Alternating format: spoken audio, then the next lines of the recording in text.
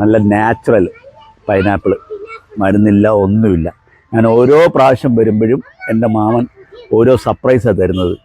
ധന്യയുടെ അച്ഛൻ ഓരോ സർപ്രൈസായിട്ടാണ് വരുന്നത്. ഈ പ്രാവശ്യം പൈനാപ്പിളാണ് നമ്മുടെ സർപ്രൈസ്. പൈനാപ്പിൾ ഇപ്പം കാണിച്ചു തരാം, അതാ നോക്ക്.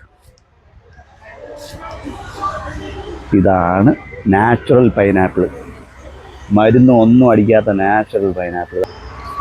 ഇതാ നോക്ക്, എന്താ സൈസാന്ന് നോക്ക്.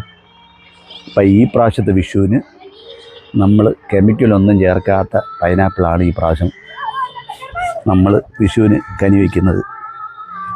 ബാക്കിയെല്ലാം പുറത്തുനിന്ന് വാങ്ങിക്കാതാ.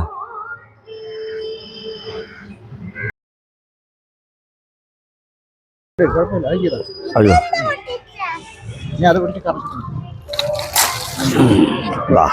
അങ്ങനെ ഒരു പൈനാപ്പിൾ നമ്മളെ നാളത്തെ വിഷുവിന് വേണ്ടിയിട്ട് പറിച്ചെടുത്തതാ.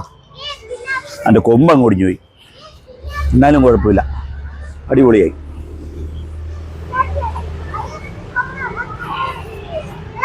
പറിച്ചാച്ച് ഇതിനി ഇത് നട്ടു വയ്ക്കും. കണ്ട ഇതിൻ്റെ പ്രൊസീജിയർ കണ്ട,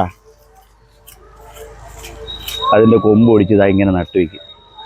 ഒന്നും ചെയ്യണ്ട, നാച്ചുറലായിട്ട് ഒരു കൊല്ലം കഴിയുമ്പോൾ പൈനാപ്പിൾ വന്നോളൂ. അതോക്ക് ഇതൊക്കെ കാണുമ്പോഴല്ലേ നമ്മുടെ മനസ്സിന് എന്ത് കുളിർമ.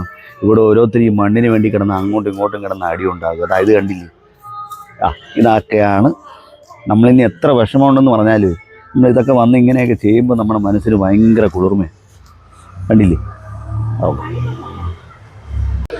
അങ്ങനെ കുറേ സമയം ഞങ്ങൾ കുറേ സ്പെൻഡ് ചെയ്തു. നാളെ വിഷു ആയതുകൊണ്ട് ധന്യയുടെ വീട്ടുകാരെ കാണാൻ വന്നു.